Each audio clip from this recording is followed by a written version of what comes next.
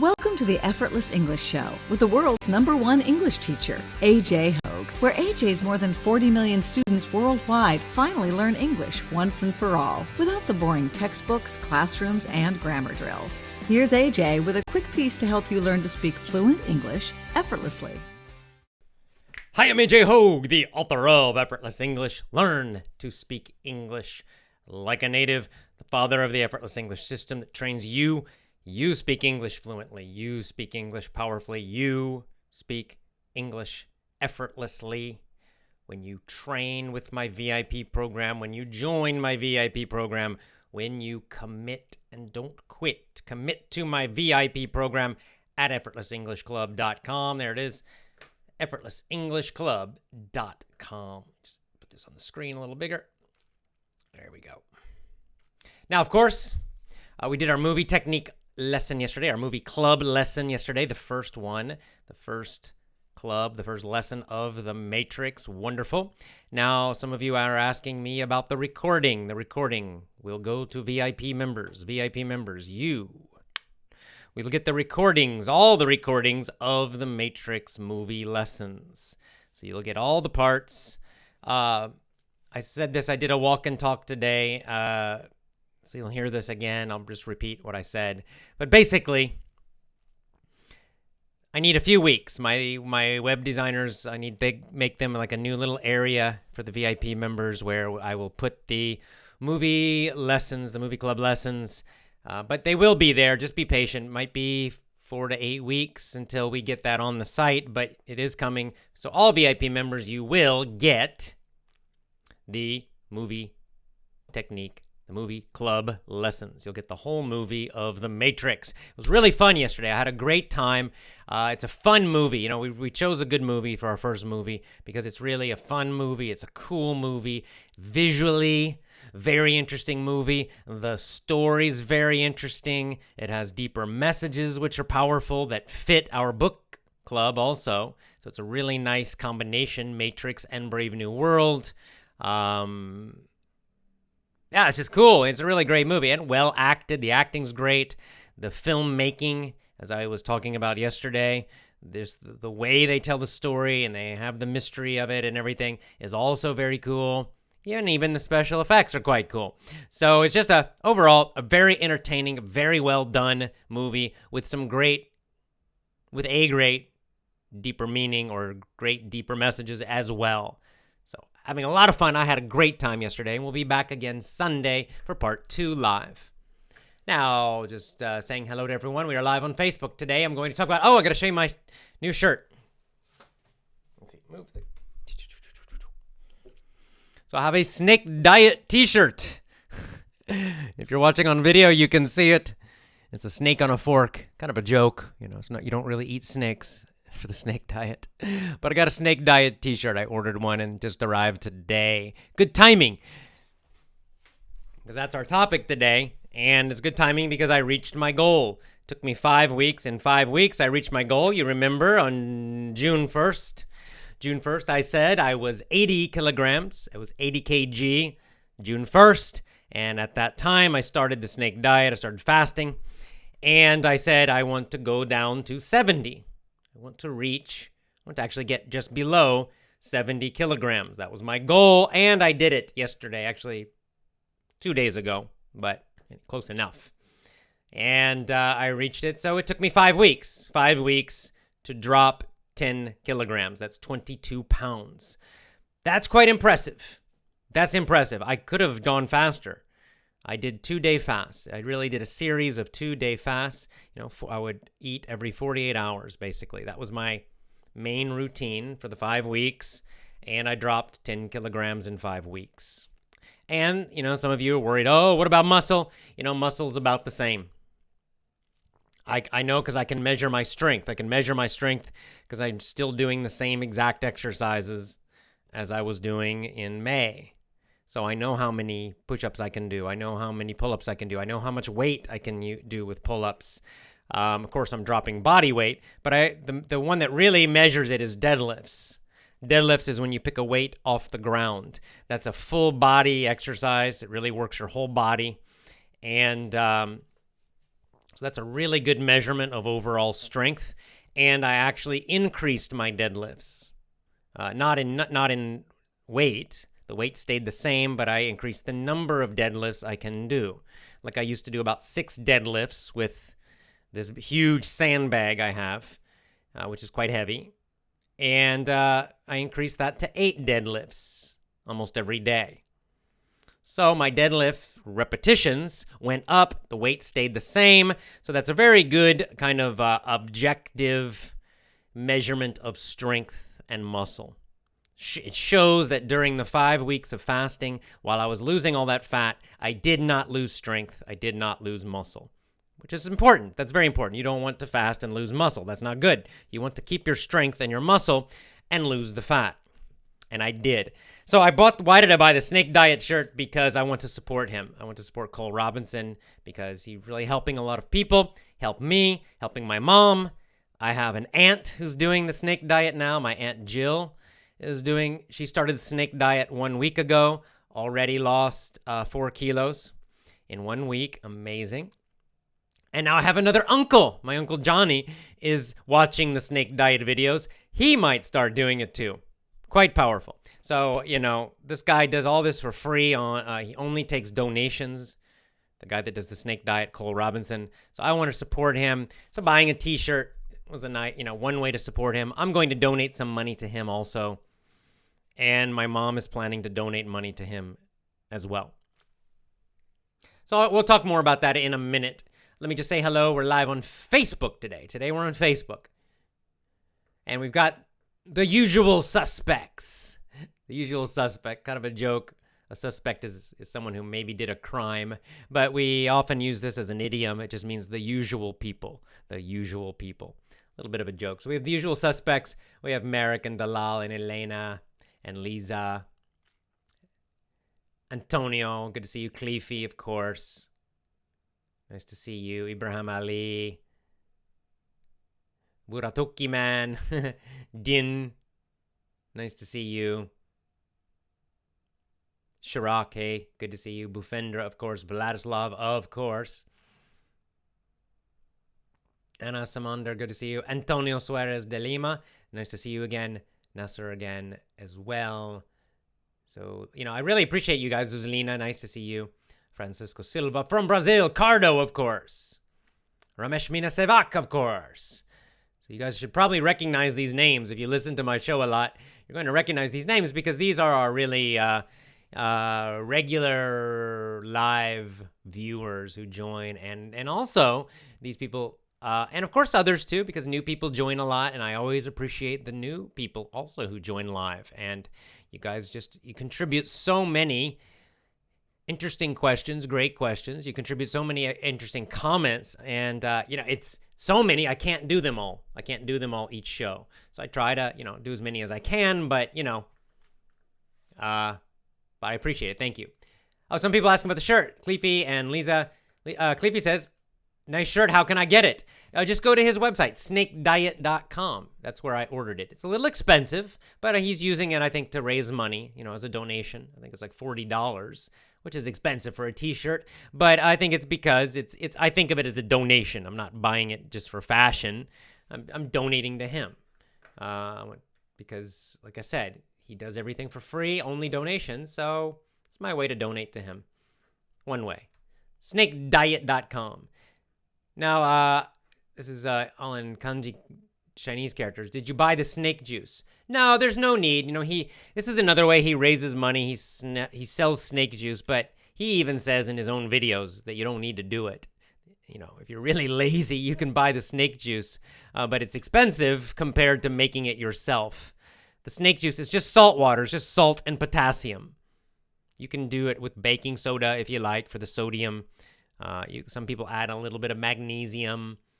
But the main thing is salt, potassium, which both are extremely cheap. Super cheap, okay? You can buy that at a grocery store or even online. So I just buy it and I mix it myself. It's almost no money.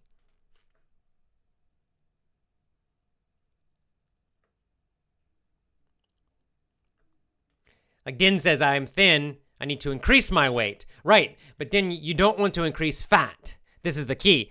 Yes, gaining weight's great, but I'm guessing you want to increase muscle. You want to add muscle weight.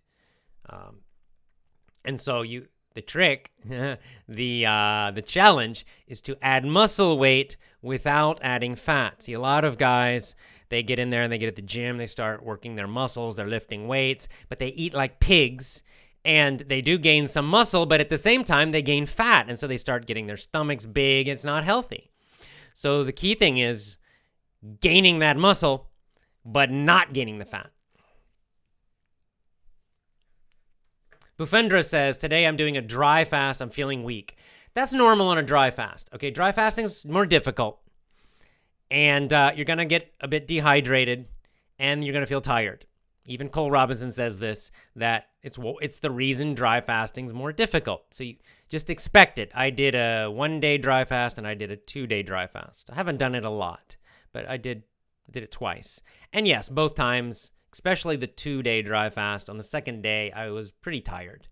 That's normal. With the snake juice, with the salt water, after you adjust, after you get used to it, I would feel fine. I didn't feel tired at all. All right, guys, I'm just going to talk very quickly, and then I'll come back to your comments and questions. So just a minute. I'm just going to talk a little bit more about fasting. I talk about this a lot in today's walk and talk as well. But anyway, the point of the fasting. So I just want to give you my success story with the fasting, and kind of as my appreciation to the Snake Diet and Cole Robinson. Cole Robinson is his name. Snake Diet is his kind of brand name. Anyway, so as I said, on June 1st, what happened is that one of our Effortless English members on Gab, he sent me a message about interviewing people. He said, you should interview this guy, Cole Robinson, the Snake Diet guy. And he's kind of funny, and he uses a lot of bad language, which he does. And so I said, oh, okay. You know, as usual, when you send me a suggestion, I'll click the link and I'll check it out. And so I checked it out. I watched one of his videos, and boom, immediately, I was very interested. I was like, whoa, this is very interesting. This is powerful. This is interesting. You know, he has a great personality, very passionate and emotional and motivational and strong personality, which is very entertaining. But beyond that, more than that, is just that the information was so powerful. Both the fat loss, and also just the healing, the health benefits, so powerful. And that's what he focuses on, the physical health benefits. So I was like, wow. So I started watching. I watched a lot of videos in a short time. I probably watched 3, 4, 5 hours of videos on Snake Diet that night. I was convinced immediately. I said, I'm doing this. I'm starting it right now. Okay, I had already eaten dinner. I'd already had eaten my dinner for that night. So I watched the videos and I said, okay, I'm not going to eat tomorrow. I'm going to do 24 hours fasting. So I'll not eat during the day, and I'll do one meal tomorrow night. So immediately the same day, right away, after watching the videos, I started my first fast, which was 24 hours. That went well. It was not so difficult. I mean, honestly, sometimes I would skip breakfast many times. And also I was already eating pretty small lunches, or sometimes skipping lunch, only eating like 2 meals a day. So it was not a big deal. I was a little hungry in the afternoon, but then I ate my dinner at night the next day. The 24-hour fast was pretty easy. Well, that next night, I watched even more videos. And I said, okay, I'm going to do a 2-day fast. I'm going to do 48 hours. I decided immediately. So then I did not eat for 2 days. So my second fast was 48 hours. Now, on the second day, I felt kind of tired, and not terrible, but just a little tired, kind of hungry on the second day. The first day was actually quite easy, but the second day didn't feel so great. Just kind of fatigued, tired. But again, not terrible. So I survived the 2-day, and I ate a meal again. But the key thing is I was weighing myself using a scale, and I noticed, oh my God, I'm dropping like half a kilo each day, which is a big amount. And even maybe some of it was water, but I was drinking water, so I was not dehydrated. I was doing the salt water, not dry fasting. I was not dry fasting in the beginning. And really, this 5 weeks, I did not do much dry fasting. I just tried it, but the main thing I was doing was the saltwater fasting. So anyway, after the 2-day, I thought, well, feeling it was not too bad. So I watched more videos, and I thought, all right, I'm going to do 3 days now. Now I'm going to do 72 hours. I'm going to do a 72-hour fast. So immediately, I didn't eat for 3 days. So my third fast was 72 hours. So I did 1 day, ate a meal. 2 days, another meal, and then 3 days. So on the 3-day fast, day 1, no problem, easy. Day 2, a little tired, really no problem. Day 3, I was quite tired. Day 3, I was very tired. Did not feel great, but again, nothing serious, no, nothing terrible. So I finished the 3 days, and again, I continued to drop almost half a kilo per day. And this was now it had been about 6 days, almost a week, and I had lost 5 to 6 kilos. And I thought, wow, this is amazing. I'm going to continue. I'm going to drop down all the way to 70. And after watching more and more of his videos, I realized at my weight, because I was not super fat, right? I had only 10 extra kilos, so that's not super fat. So for people like me who need to lose maybe 10 kilos, 12 kilos, he recommended about 2-day fasts. Just continue to do 2-day fasts, 48 hours, 48 hours, 48 hours. So from then, that's mostly what I did. From then, I just kept doing 48, 48, 48. I ate a meal every 2 days. And it worked great. Now, what's cool is after the first week, my body changed. My body adapted. I got used to the fasting. And the 48-hour fasts became just normal. They felt normal. They felt easy. So, after 24 hours, I felt totally fine. No problems at all. And, even on the second day for 48 hours, I felt totally fine. I started to get hungry, near dinner time on the second day. And I would be hungry when I finally ate after 48 hours. Yes, I'd be quite hungry, and I'd eat a nice meal. And then I would start the next 2-day fast. And again, and again, and again, and again, eating every 2 days, 48 hours fasting, fasting, fasting. Towards the end, I decided, after maybe 4 weeks, I thought, I was watching more of his videos. I thought he talked about dry fasting. So I was just curious. I don't really need to dry fast, honestly. I don't have any big reason to do it, except I'm just curious. I wanted to experience it and see what it was like. So I did one 24-hour dry fast, and then I did a 48-hour dry fast, meaning no water also. And those were fine also. I felt tired, just kind of like Bufender said. You'll kind of feel tired and, of course, thirsty. but again, nothing terrible. It was not horrible. But it gave me confidence. So now I know if I do feel bad, if I do get sick, then I am very confident to just do a dry fast. I'm certainly confident I can definitely do a 48-hour dry fast. Maybe someday I'll try 72 hours, but 48 hours, no problem. Now, right at the end, so again, probably at week 4, I don't know what happened. I was getting close to my goal weight. I was maybe 72 kilograms, and I suddenly found I was getting very hungry. Like suddenly, the 2-day fast started to feel a lot more difficult. I was getting very hungry on the second day. But I think it's because my body fat was getting lower and lower, and now my body starts telling me, you need to eat more. You just need to start eating. So then I changed for about 4 days. I only did 24 hours. I would eat every day, once a day. I did that for 4 days, and I don't know, that helped my body. My body kind of relaxed. Those were really easy for me after after a whole month of 2-day fast. The 1-day eating was super easy. But then my weight didn't go down on the 1 day. My weight just kind of stayed the same, around 72. But I wanted to drop 2 more. So then what I did after a few days of once a day, then I started doing the 2 days again, 48 hours again. And I did another week of 48-hour fasts. And they were easy. It's interesting. It's like I just needed a break. I just needed like a 1-week break. And then I went back to doing the 2-day fasts again. And I quickly dropped the last 2 kilograms. And like today, my weight was 69.7. So I'm just under 70 kilograms. I have reached my goal weight, stabilized. So now what will I do? Now I will just continue eating 1 meal a day. This is for maintenance, right? I don't want to drop a lot lower now because my body fat's pretty low at this point. So I don't want, there's a limit. I'm pretty happy where I am now. I would like maybe to start focusing on building a little muscle and maybe increasing my strength again, starting to increase my exercise.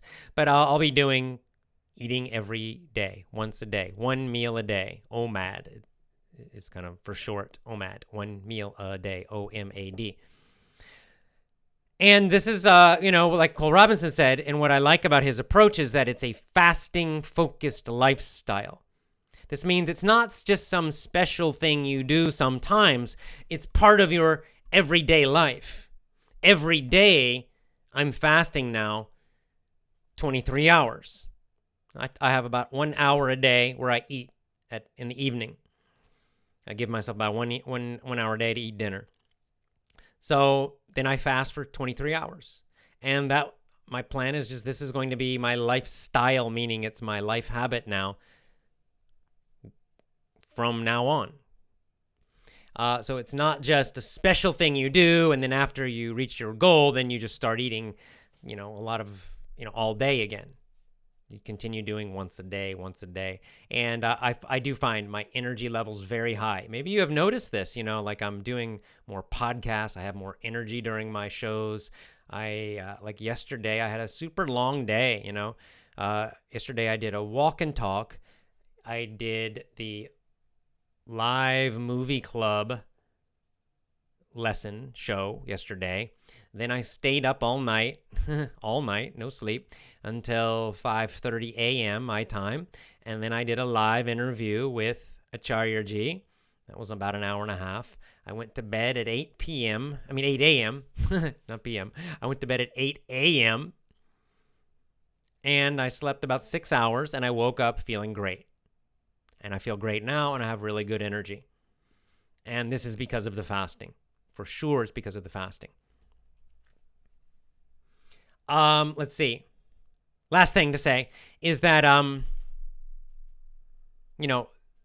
I got these great results. And like I said, I was just 10 kilograms overweight and no real serious health problems. Now, on the other side, someone with very serious problems, my mother who is obese. She's really overweight, very unhealthy. My whole life, not her whole life. When she was a teenager, I think she was good weight.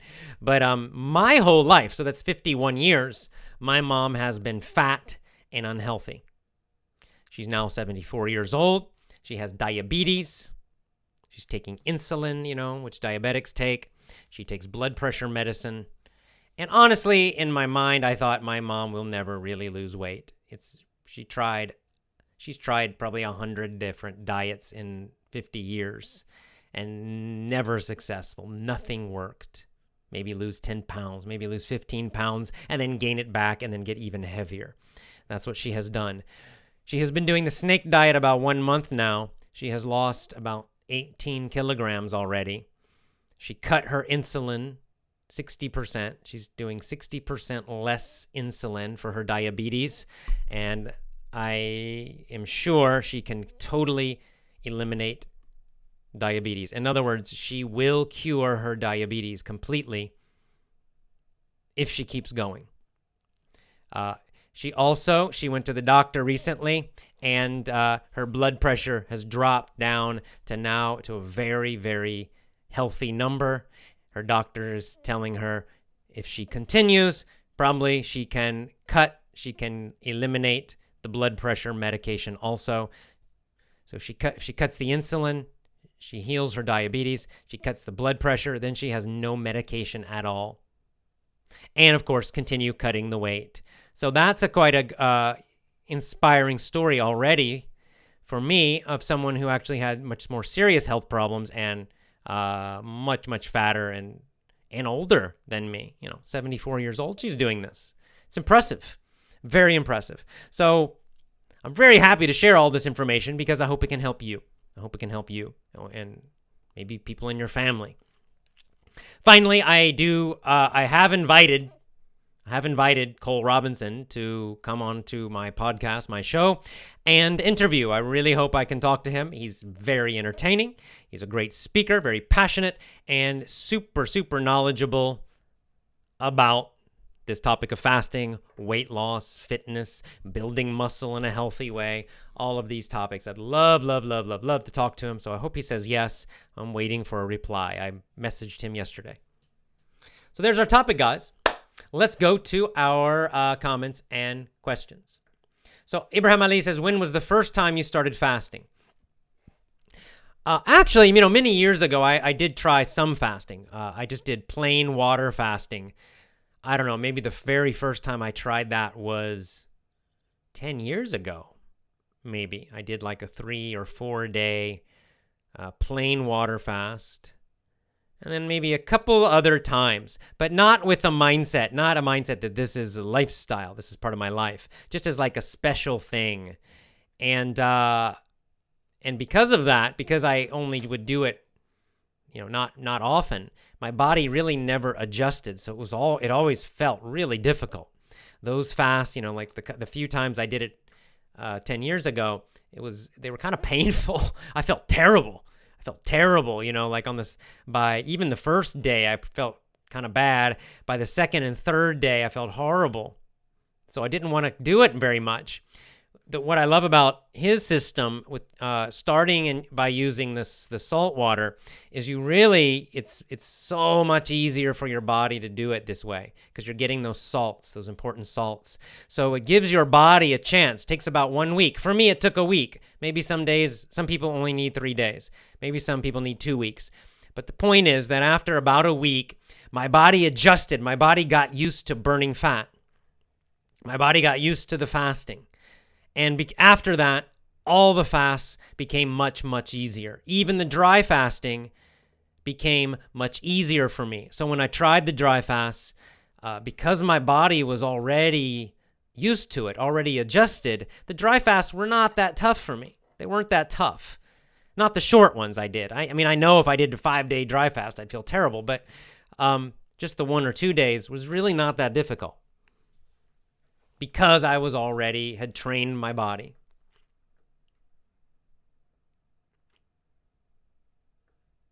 Now, Sarah's with an interesting question. Now, I'm not an expert on fasting, but I'll just go from my experience and from what I have seen and heard and learned from Cole Robinson. So a lot of what I'll repeat will be really his ideas because he's the expert. During Ramadan, I did dry fasting, but I gained 4 kilos.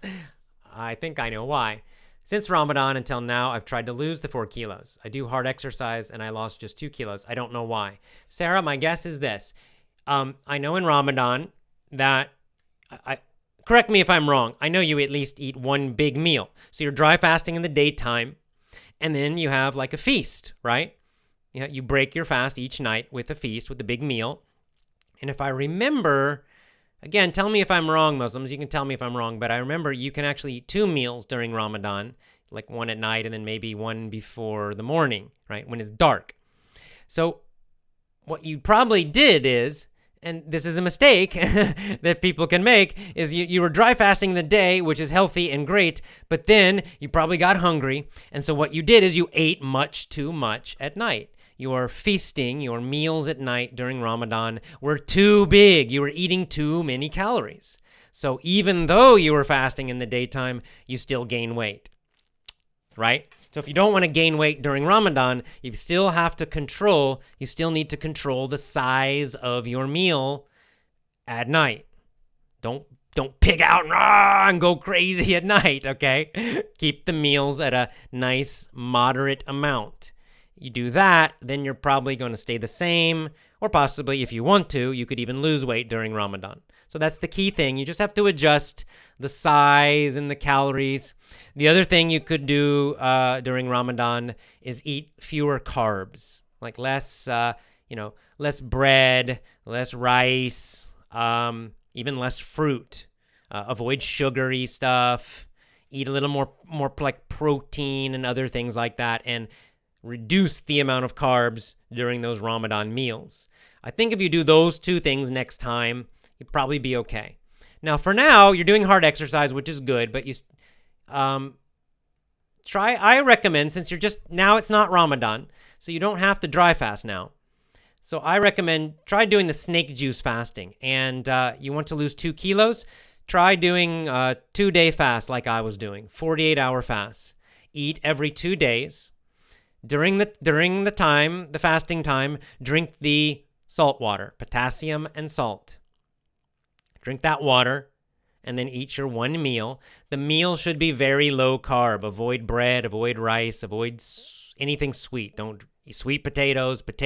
Avoid carbs when you're trying to lose the weight. If you do that, 2 kilos, probably 1 week you could do it. 1 week. Keep your meals fairly small. Eat every 2 days. Drink the snake juice, the salt water. In between, you'll continue to do your exercising. You'll drop it fast.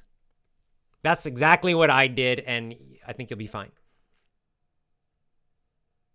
Yeah, like Ambitious Guy says, you're right, almost all of us eat so much after fasting night in Ramadan. See, this is the other thing I did, like Ibrahim was asking me, long time when I first tried fasting by myself, like 10 years ago.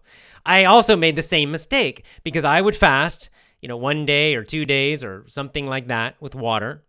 But then I would be so hungry that what would I do? I would eat like a pig afterwards. I would eat popcorn and just anything, carbs. I would eat sweet stuff. I'm just eating. So I did not lose any weight. It kind of like killed a lot of the benefit of the fasting because after I would eat too much. So I understand it. So next time for Ramadan, guys, just try to avoid doing that. For those of you who'll be fasting during Shravan, which is a Sanatana Dharma fasting coming up very soon, same thing. Okay, guys? It's the same idea. You get to eat a meal at night. Don't be a pig during the one meal. Okay, go ahead and eat healthy food, but just don't go crazy because you can gain weight. Even eating one meal a day, you can still gain fat if you eat too much. So you just have to control that meal. Yeah, like Dalal says, I lost 3 to 2 kilos in Ramadan. I tried to control my meals. I avoided caffeine, just 1 cup of coffee at night. That's all. Right. See, that's very moderate, very controlled, and that's a great approach. Jim Himamali says, that's great news about your mother. I wish her strength and success to keep up the steps. She now follows with good health. Yep, me too. I am kind of her coach. I'm her snake diet coach. We talk every day. I always ask her, how's the fasting? How are you doing? How much do you weigh? And she's still feeling good, and she's really building a nice habit. And actually, I'm coaching my aunt also. My Aunt Jill, she by text message. So she text messaged me like every maybe week, every few days, 3 or 4 days. And same thing.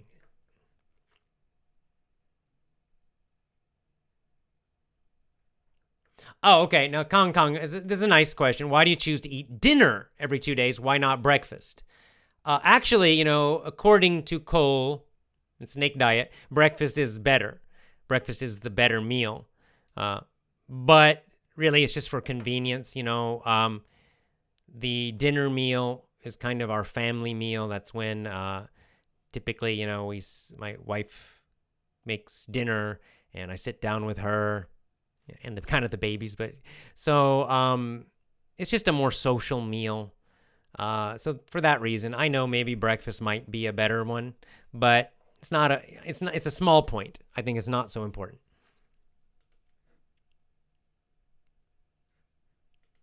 Yeah, Lisa is kind of saying, I've heard that the more people fast, they become so alert with energy, they hardly need sleep. Yeah, I've noticed this myself that I seem to need less. Now, sometimes with the babies, I'm exhausted and I do sleep like 8 hours. But here's the thing, before fasting, I would sleep probably 9 hours a day. And before the babies. Oh, really, before the babies. Before the babies came, I typically would sleep 9 hours a night, 9.5 hours a night. Like I felt like, oh, I need so much sleep. Since the babies, of course, much less sleep, but then I felt terrible. But now with the fasting, I've noticed that my sleeping seems better. Even when I get less sleep, I seem to do better. So like I slept 6 hours last night, or well, morning, daytime, and but I still feel good. I still feel fine. I do think it helps. Meditation has that same effect. It can. When I did a 10-day meditation retreat, Vipassana, it was the same thing. Like after a few days of the meditating all day, I didn't seem to need much sleep. I would sleep like 4 hours a night and feel fine.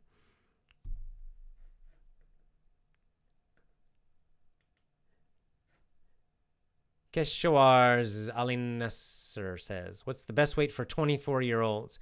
Well, that's impossible to answer because it depends how tall you are, how much muscle do you have. It's different for women and men. There's too many factors, right? I mean, basically, you can tell by looking in the mirror, right? Put on just your underwear, look in the mirror. Do you see some obvious fat around your stomach? You're probably too fat. If you have a nice flat stomach, you're probably good.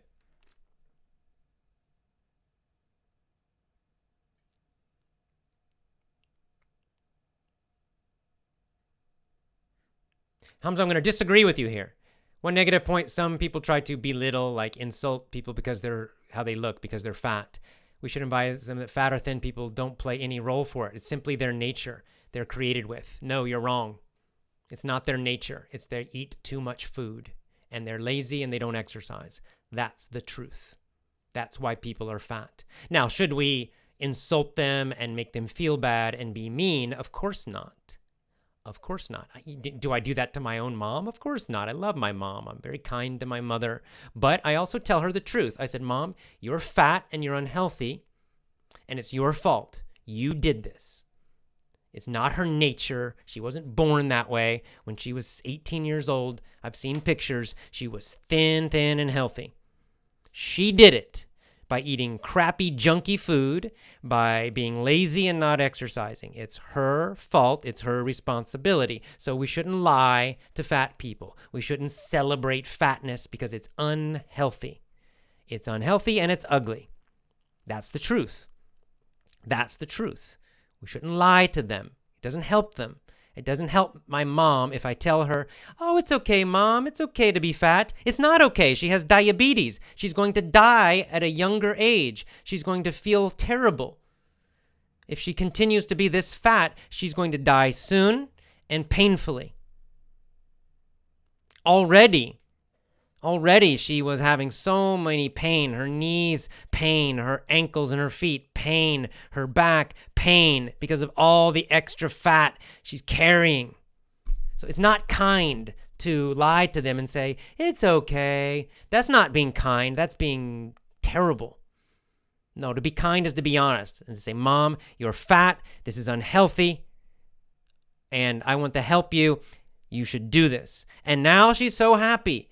She's already feeling better. Her pain is less. She says she can walk more easily. Now when she walks, her knees don't hurt so much. She's starting to feel better with less pain.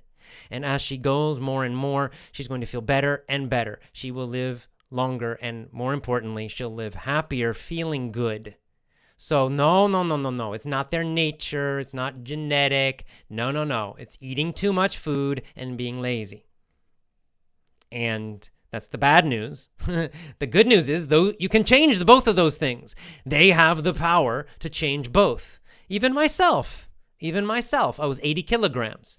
Okay? It's no good for me to lie and say, oh, I'm okay. I'm fine, 80 kilograms. Oh, the fat on my stomach is fine. It's not unhealthy. Bullshit. It was unhealthy. I was eating garbage. I was eating sugary stuff because I was stressed out because of the health problems with my baby.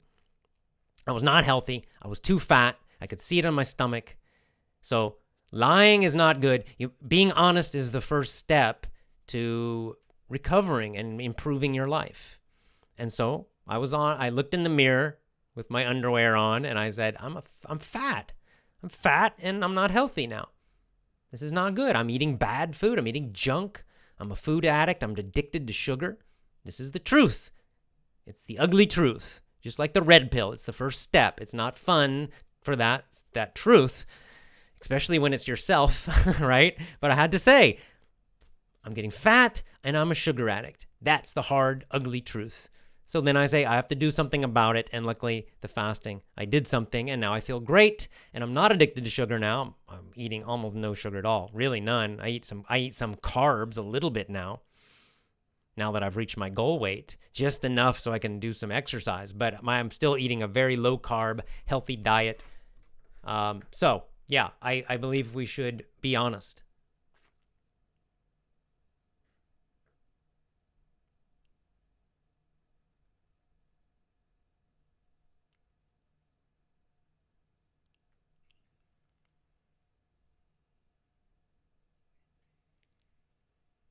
Yeah, like again, Ramadan, Abraham says, following up, you're absolutely right about adjusting the size and the calories. Some people during Ramadan eat a huge amount of food. They destroy the benefits of fasting. Yeah, they destroy the health benefits at least.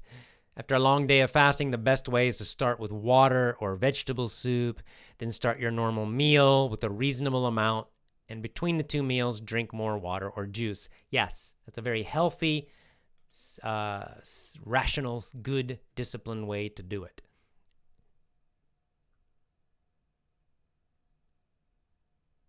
Oh, what do you mean by reptile diet in the title? I'm just kind of joking. Snake diet. Snakes are reptiles. It's nothing, no meaning, Lisa. I'm just a little joke. Okay, now Vladislav makes a good point. But to some people, if you tell them the truth that they're fat, they might get upset and not want your advice. They didn't ask for. Well, exactly. This is the other thing of just being a polite, nice person. I don't just tell anybody they're fat. If someone's fat, I'm not going to tell them that. It's rude, right? That's rude. I don't want someone telling me that. AJ, you're fat. Unless they're close to me, right? Now, if my wife tells me I'm fat, well, then I'm going to listen. Right. I talk to my mom because I'm very close to my mom. My mom knows she's fat. She talks about it herself. She knows she's unhealthy. She complains about all the pain. So she wants a solution. So then I'm helping her, right? And of course, I'm very kind. I don't say, Mom, you're fat, bleh, right? I'm not insulting her, but I am telling her the truth. But if I just meet somebody and they're fat, I'm not going to say anything. Of course not. That's rude. It's very rude. It's not kind.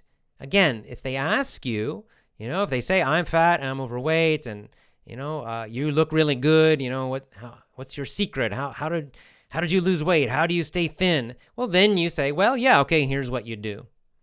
And maybe you give them some advice. So exactly. You do it in a kind way. We can be honest and kind at the same time, right? This is the problem. Being honest does not mean to be insulting. It doesn't mean you're mean, right? We show each other we care. You're honest with close people that you care about because you care about them. You're being helpful.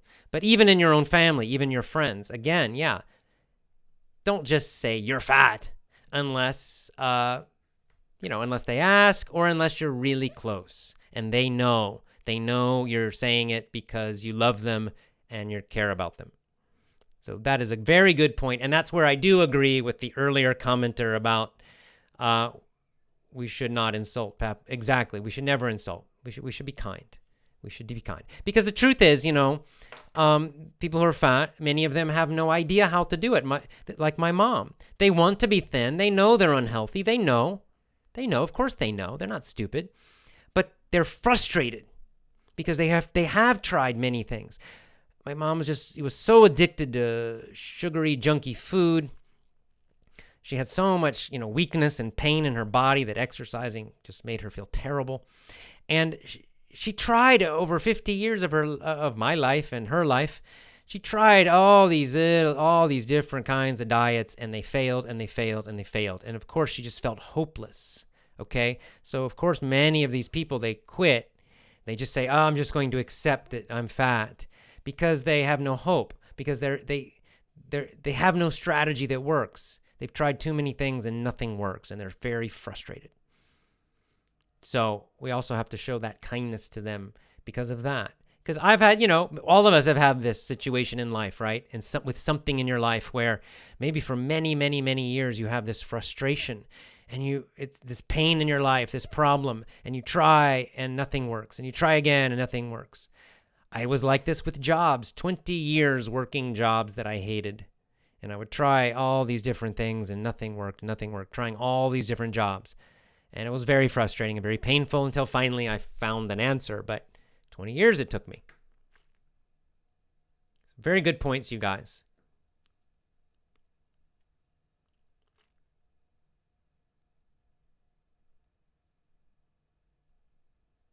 Yeah, like Zibisek says, some children are born overweight are not affected by nature. They are affected by bad habits of the parents. They are given no chance to be fit. Yeah, well, exactly. This is a sad thing that's happening more and more now, especially in the United States. I would say probably, England, a few other countries where we really have a big problem with fatness, where these poor children are becoming fat at very young ages. And of course, we can't blame the children. It's their parents. Their parents are feeding them too much junk. And what a sad thing, because then they never have a chance, these guys. Of course, maybe they have a chance when they become adults, but it's so sad for these guys, for it's not healthy or natural for a child to be really overweight. A little fat on babies and children is fine, but not, sometimes you see they're very overweight. It's so unhealthy. It's a terrible way for them to start life.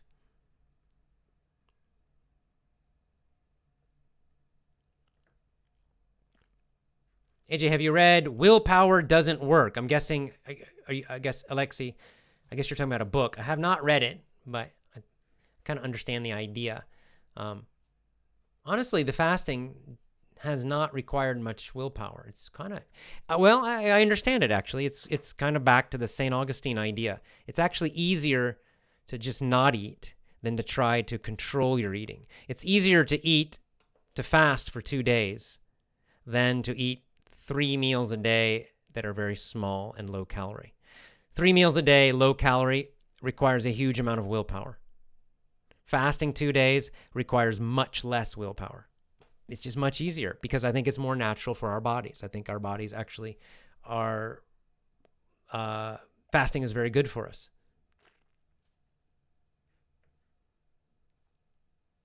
Back here, did you eat any special meals during the fasting? Not really, just low carb.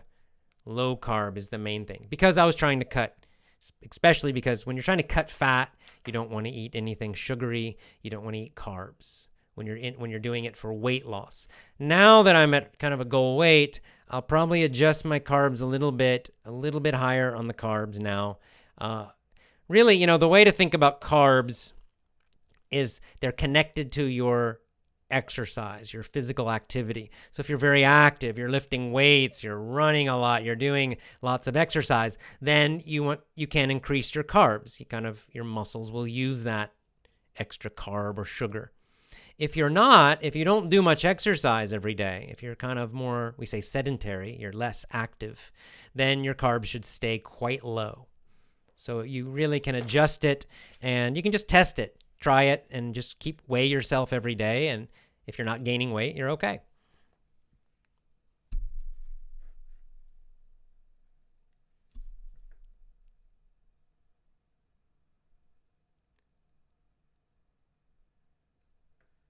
Sriracha, just thanking me, says, thank you so much for supporting us in many ways of life, especially learning English. You are welcome.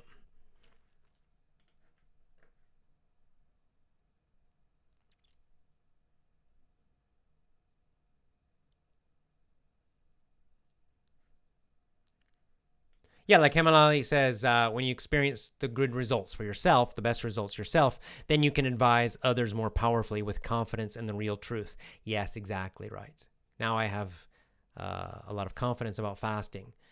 This is why I waited to invite Cole Robinson, because I wanted to do it and reach my goal. I wanted to have the full experience of doing his system of fasting, snake diet. And now I've done it.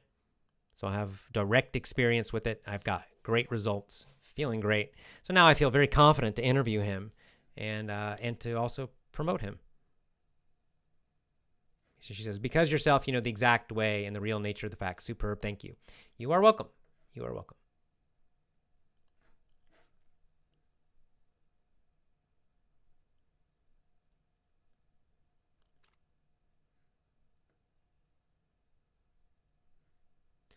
Oh, when it wants to have a six-pack. Six-pack means you can, this is slang, means you can see your ab muscles. So you have to be quite thin to do that. I don't quite have a six-pack right now. I'd say I have a four-pack. I've got a little bit of food, a little bit of fat, but I have a very flat stomach now. But anyway, he says it's very hard. I go to the gym every day. I have a diet with good food, mostly from eggs and veggies. But my body's in good shape, but I still want to cut some more fat. Do fasting, guys. This is what you need to do. You need to fast.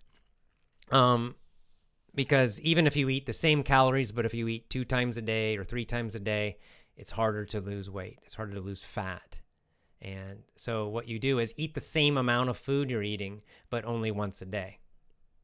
Just 1 meal a day. So fast for 23 hours a day. Eat the same meals, just all the food you normally eat in the day, the same calories, but just eat it in 1 meal at night. Try that.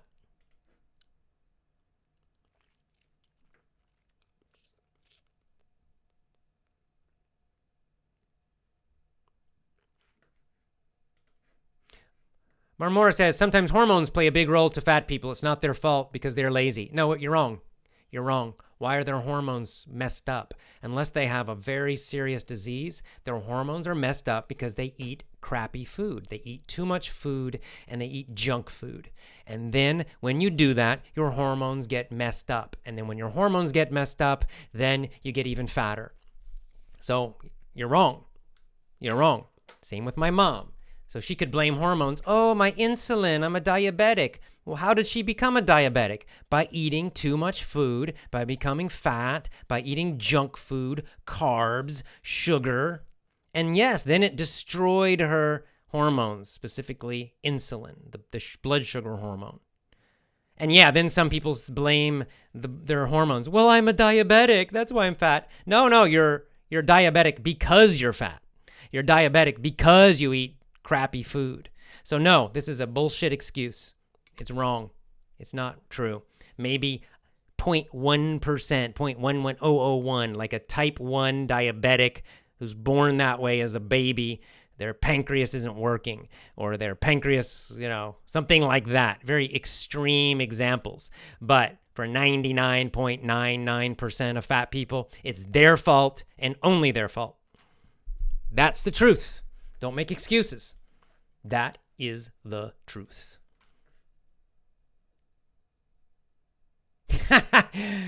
Giuliano says, I'm feeling so alone because everybody wants to lose weight. I want to gain it. That's all right. That's another, there are people, exactly. There are people who are very skinny and muscle weight is too small. And, there are people who have the opposite problem. Their metabolism's high.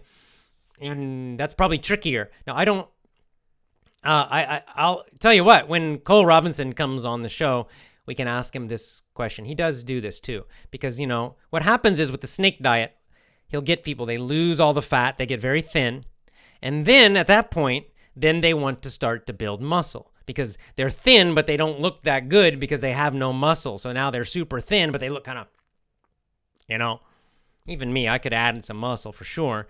So then the trick is to gain that healthy muscle weight, but not fat.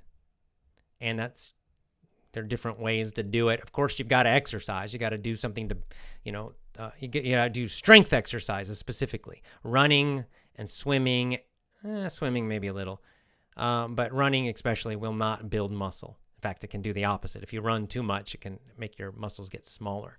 Right? That's why if you look at marathon runners, they all have tiny muscles. So you got to lift some heavy weights or do some difficult strength type of exercises. That's number one. And then you've got to eat in a way, I think the 24-hour, the 1 meal a day, but with high protein and some good fat. And some carbs even some carbs, so you have the energy to do the hard strength workouts.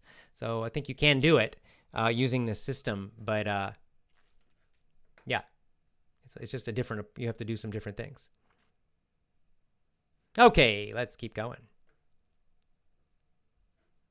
Yeah, like a nice quote from Lisa says, quoting Heather Morgan, "Anytime you eat or drink, you are either feeding disease or fighting it." Indeed, you can think of every meal as does it make you healthier or does it make you sicker? Right?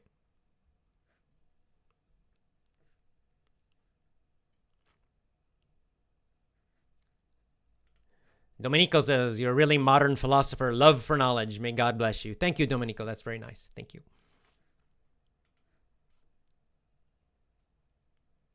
Yeah, we're going to have to ask. Din again is asking about gaining weight. Now, this one I know less about this, honestly. I'm obviously not a muscular person, right? So I don't have the direct experience of this. I've always had this kind of, my body is more like the body of a runner or more of a stamina endurance type person. So I think this is something we're going to have to ask Cole Robinson about. Once you're very thin, how do you gain muscle without gaining fat? And I've seen some of his videos where he talks about this, so I've given you a few of ideas, but I don't have experience with this myself directly, not yet at least. So I think really we're going to have to wait and get his answer for that. I hope we can get him on the show. Do you recommend, Pack says, do you recommend doing sports with fasting? Yeah. For the like 1 meal a day, you can do sports. You can do anything you want. For longer fast, it's different. Like if you're doing a 3-day fast and you're trying to do some difficult sport, yeah, you might be tired. It might be difficult, right? But for the short fasts, it should be no problem. I think it's certainly the 1 day, the 1 meal a day, should be totally fine to do any sport.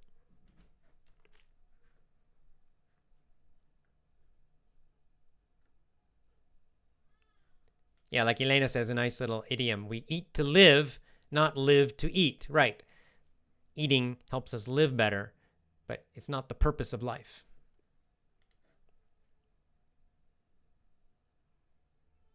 Yeah, so Keshwaras is also asking about gaining weight. For gaining high weight, which foods do you recommend? Well, again, like, we want to gain muscle, not fat. I mean, if you want to just get fat, it's easy. Just eat a bunch of junk food. Just eat tons of sugar and desserts and high-calorie stuff. You'll get fat. So that's easy. Anyone can get fat. It's easy to gain weight. No problem. Just eat a huge amount of sugary food. The difficult thing is to gain healthy weight, to gain muscle weight and not get fat. That's much harder. That's where you have to be more careful. And that's really where I don't really have I'm not an expert in that. I can't give you a great answer.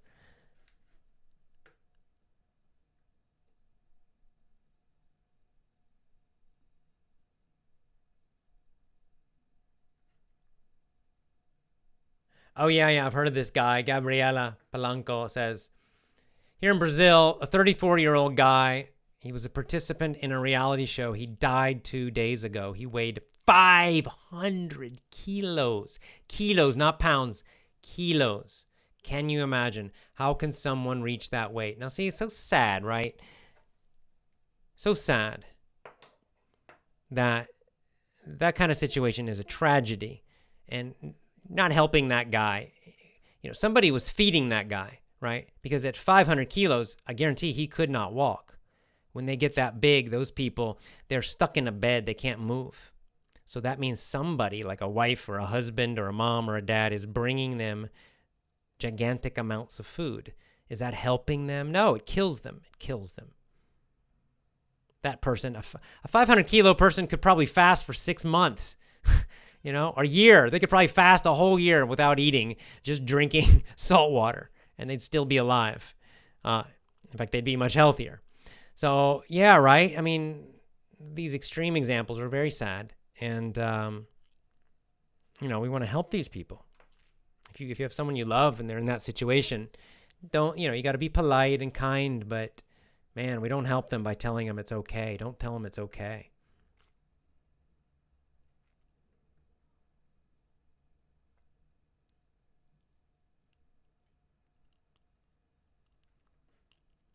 Dalal says, in gyms, they sell sports drinks. Is it true it makes us energized, or it's a lie? I think it's the second choice. Both. It will energize you, but it's unhealthy. They're full of huge amounts of caffeine, usually, and maybe some other chemicals they'll give you that quick energy, but it's not healthy for your body to be taking those super high amounts of caffeine and other stimulants.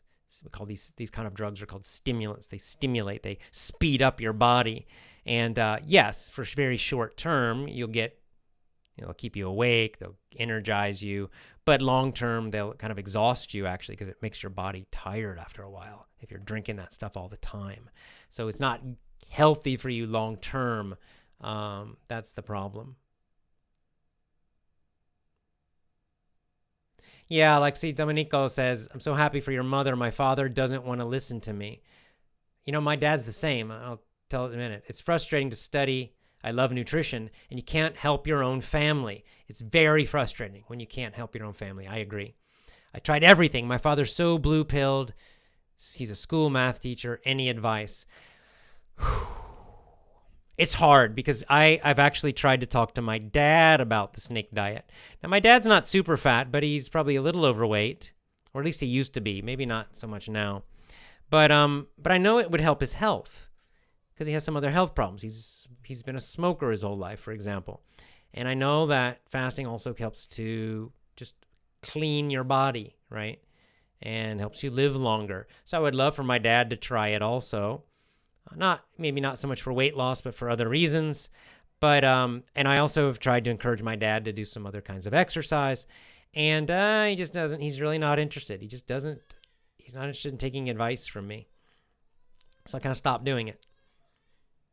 My mom's a little more open to advice from me. It's just a different relationship. I don't know if it's because mother-son and father-son is a different relationship. I don't know, but I don't know what, you can't, in English we say you can lead a horse to water, but you can't make him drink. It's an idiom, kind of a long idiom. So you can bring a horse to the water, but you can't force him to drink, even if he's thirsty. If he doesn't want to drink, the horse will not drink. So it's the same idea. You can try to share information with people and help them. But if they're not interested, then you can't help them, right? It's like you can try to help teach somebody, but if they don't want to learn, they're not going to learn. Because in the end, we all have this freedom of choice. So sometimes you just have to accept it, even though it's difficult. It's painful because you love them. I mean, that's why you want to help them. But you also don't want to create bad feelings in a bad relationship by trying to push too much, because that can hurt the relationship and they still won't do it. So they're, at a point you just must accept their choice, even if you don't like it. And they do that with us too, Sometimes we choose things our parents don't like. So we have to be fair.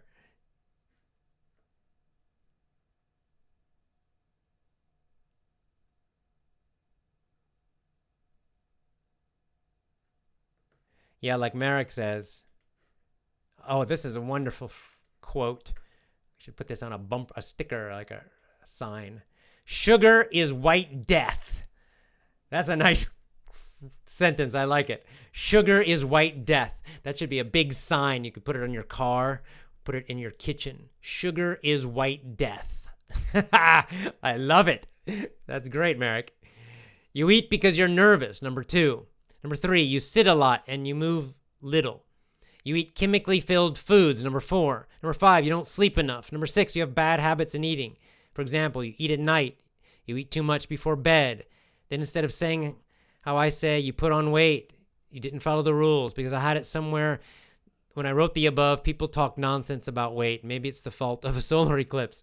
Yeah, right. So people always look for excuses. They always want to blame something else instead of exactly what you said. There are reasons. Things happen for reasons. You know, this is basic truth of natural law, that that outcomes, that results have causes. Everything has a cause. So if you're getting fat, there's a cause. Look for the causes.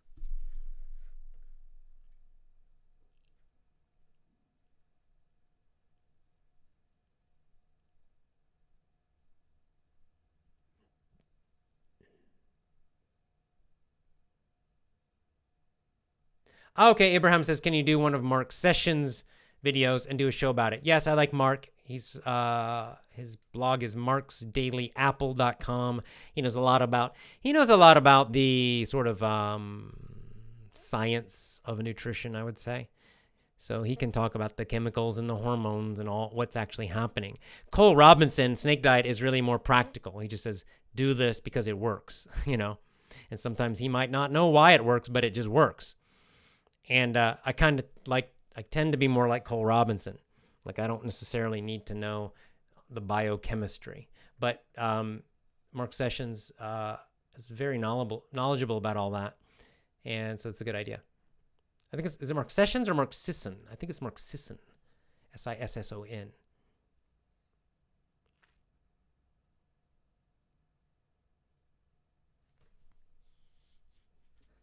Like Hamza says, I've read a story about people living in high mountains. They're away from technology. They're healthier. Their life expectancy is high because they rely on natural food and working in the farms. See, exactly. We used to do this. There used to be no choice. Everybody had to work hard every day, farming, digging, and they didn't have machines. If you think, I'm talking like, let's say 500 years ago. So just their everyday life, they were exercising as just part of their work, part of their life.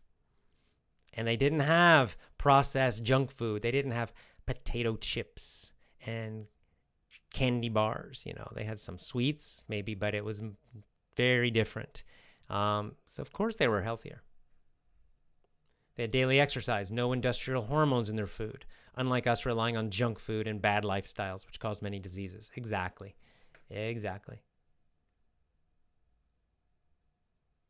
Oh, we Italians have the same idiom, says Domenico. You can lead a horse to water, but you can't make him drink.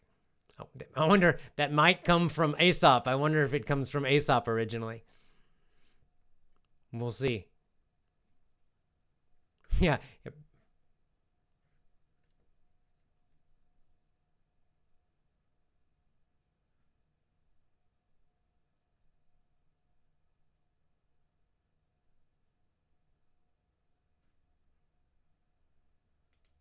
Could you tell us about multivitamins that we can use in addition to nutrition? Again, I'm not a super expert on this. I know Cole Robinson's opinion is you don't need multivitamins if you're fasting as part of your life, and of course eat a variety of foods. Eat plenty of veggies and meat and things like that. You could maybe take a multivitamin as like kind of insurance, but I don't think taking huge amounts is necessary unless you have a bad diet. I used to take a lot of vitamins, and I'm now reducing it a lot.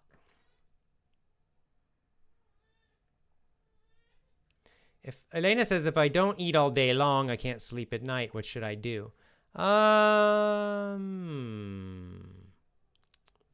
Try eating a bit fewer carbs, and you might change the time of your meal. If you're eating one meal a day, if you're eating it at like close to bed, like kind of a late dinner, then try to eat earlier. Try eating lunch as your one meal. Try eating breakfast as your one meal. You might change it around, and you also might try changing the kinds of foods you're eating and to find out what works for you. That's kind of my best advice. Oh, Tuan Tron says, what is lean muscle?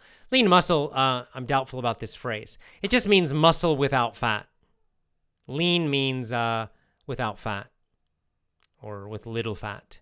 So when we say, I want to build lean muscle, you'll see this in fitness magazines and videos, build lean muscle. Because, you can build muscle and get fat also, right? This is also possible.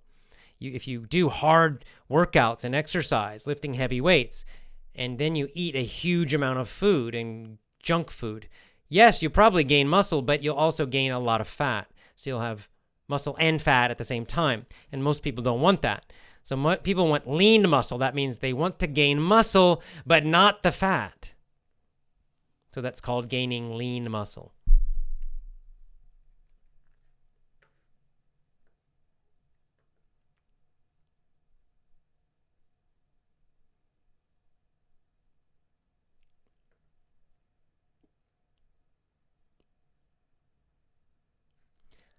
Din says, do you know about TED Talks? Yes. There's a video about presentation about how to learn languages. When I want it, I thought you can share your method in this channel as a presenter. Maybe, though. I have some problems with TED Talk. They're very corporate, very big business, Silicon Valley supported. They do a lot of censorship of some pretty good people where they won't let them speak. So for these reasons, it's okay. There's some nice TED Talks for sure. There are, but overall, I don't like anything that comes from Silicon Valley. Now, on the topic, however, of learning languages, I posted on Gab today that I do hope to interview Steve Kaufman again soon. Steve Kaufman, I was corrected. Steve Kaufman learns languages. He learns so many. He learns them so quickly that I lose count. I can't keep count. I can't keep up. I looked at his blog. I don't know. I thought it was a recent blog post and he was learning his number 17 language. But then just found out, no, he speaks 20 languages now. He's already on number 20. So this guy is amazing. That's a pretty special person. 20 languages is a gigantic amount. And what I love about him is, we share the same ideas. My ideas of teaching English, my philosophy of it, matches perfectly, really, with his philosophy of learning languages. And in addition, he's a very nice guy. He's got a very nice website for learning languages, and they have many languages now. And just overall, an amazing person, and has some... It's always great to hear from someone like that, who's just a super expert on a topic, like Cole Robinson with fasting. Steve Kaufman, he speaks 20 languages. He's a super expert on learning languages. So I'm going to try to get him back on the show soon, maybe in the next 2 months. He's usually happy. He's been on our show, I think, a couple times. So I'm sure he'll be happy to come back.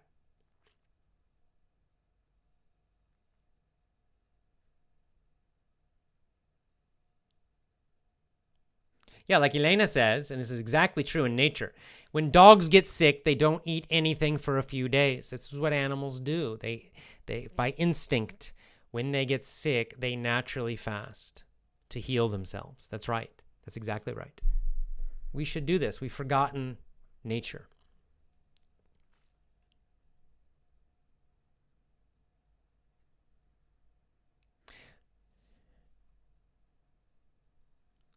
Vladislav says, at what level does Steve Kaufman know all those languages? I don't know. I'm sure it varies by language. Some of them very, very well. I know that he speaks Japanese very, very well. I believe he speaks Chinese very well. I know he speaks Spanish very well. Very well. What other ones am I quite sure that he's... Oh, French. I know he speaks... French might be his best language, according to him, according to his book. I know he speaks that French very, very, very well. So, that's already 4, 5 languages that he speaks at a very, very high level.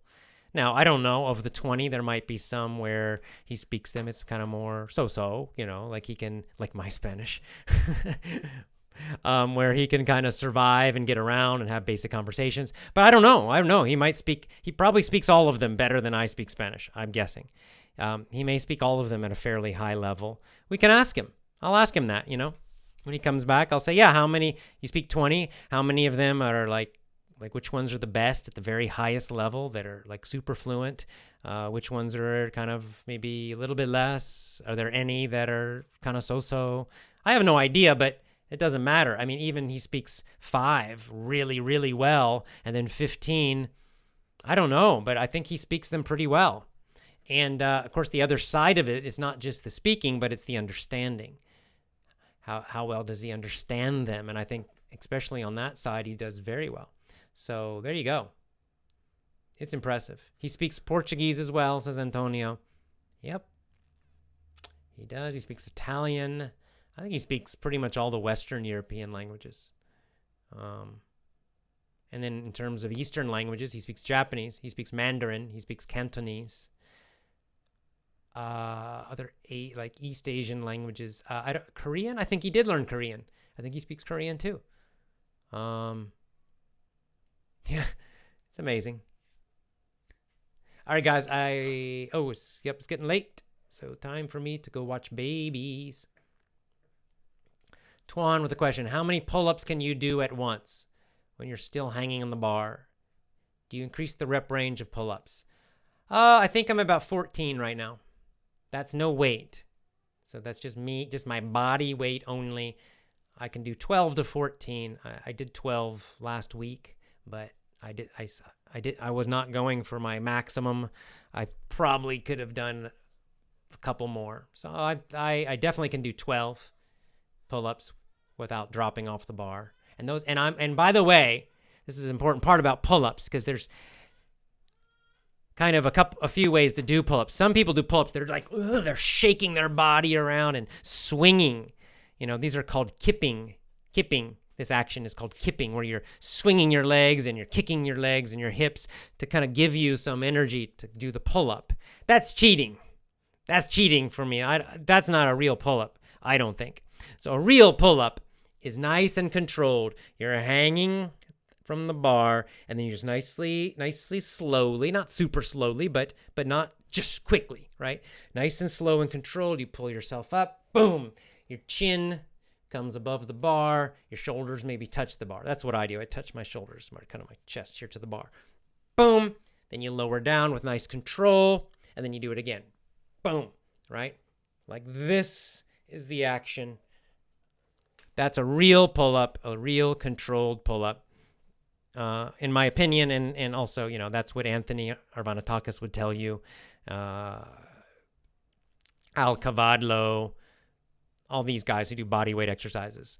So those are what you might call strict pull-ups. So strict pull-ups, I can do 12 to 14 without dropping off the bar. Now, how many? I don't do those swinging crazy pull-ups. Sometimes I see people doing it. It just looks weird. I don't know seems like I don't know. It seems like you lose a lot of benefit if you're swinging your body around and kicking your legs. You're not using those muscles, so you're not using them as well. So it's the same thing. I do push-ups. I do them pretty slowly. I'm not just bang, bang, bang, bang. Nice. Vladislav says, yesterday, your pull-up ability is slightly higher than mine. Yesterday, I made 13 pull-ups. That's still very good. I'd say anything 12 or over is very nice. 12 pull-ups are not easy. And anything more than really 10 even. If you can do 10 nice, strict, controlled pull-ups, that's a nice level of natural strength. Really is. It's good. Very nice. You do 12 or 14. That's really nice. And you can do more than that. Some people can do 18, 20, 25. Very, very good. Now, what I've started doing, though, mostly what I do is I do it with weight.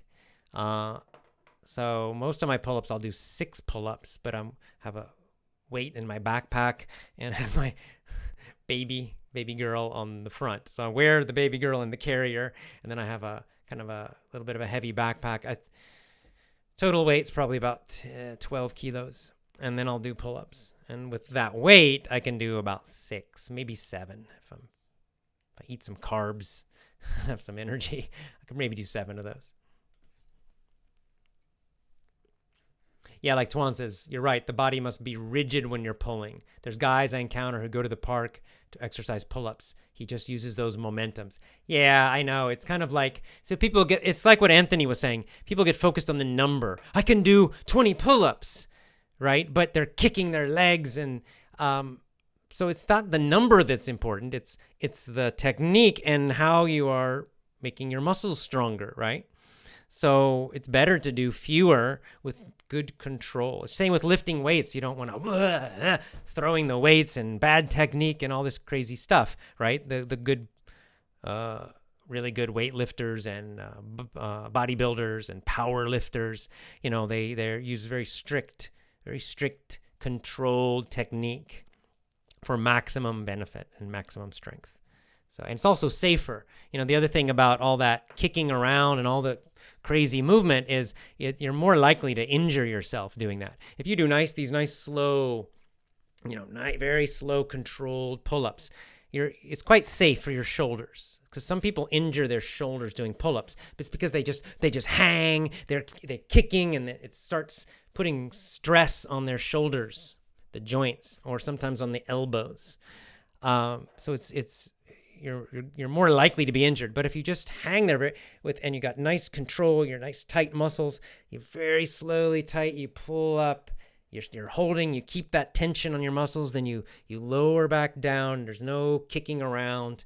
This is nice and controlled, and is much safer for your shoulders and your elbows and your joints. And that's true for all these exercises. It's also true for weightlifting.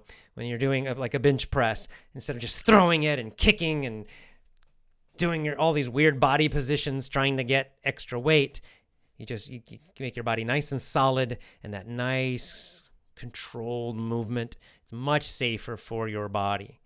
And I'm not very good at weightlifting, but it's the same idea. People who are good at weightlifting will tell you this.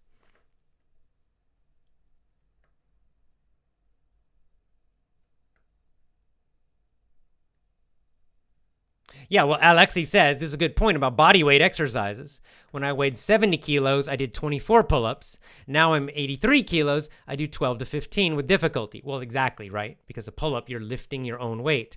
So if you cut fat, but you keep the same muscle, you're going to do more pull-ups, because now you weigh less. So the weight has dropped. You've actually reduced the weight, but you've kept the same strength and muscle. So exactly, the number will go up. That's exactly right.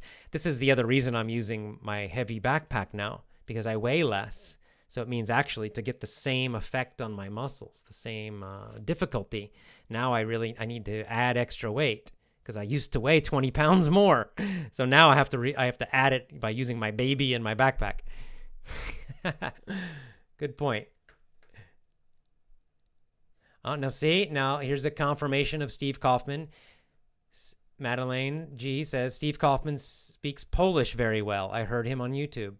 There you go. I think he speaks these languages quite well. I mean, I can't judge all his languages, of course, but from what I've heard, I believe he speaks those 20 languages quite well.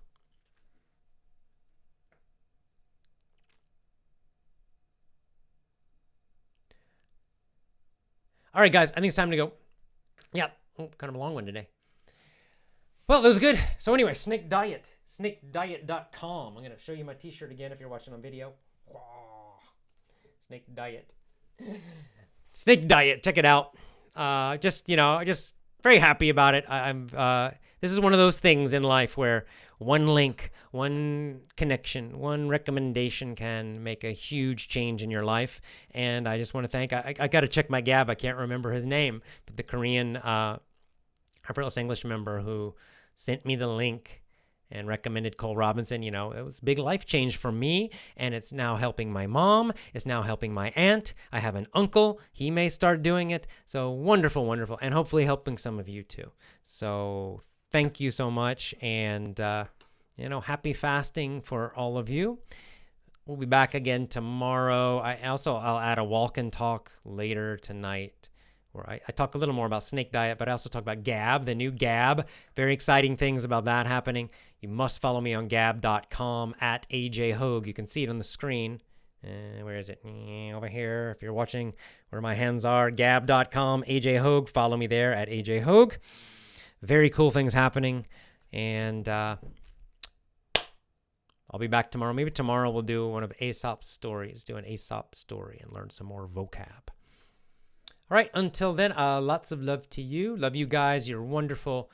The live discussion's probably my favorite part now of all of our shows and lessons, because I just find you guys have such interesting, intelligent ideas and questions, and they benefit everybody who listens and watches. So see you tomorrow. Lots of love. As always, join my VIP program. Remember, VIP members, you're going to get the movie club lessons also as an extra bonus for you. So if you want those, it's another reason to join and commit to my VIP program at effortlessenglishclub.com, effortlessenglishclub.com.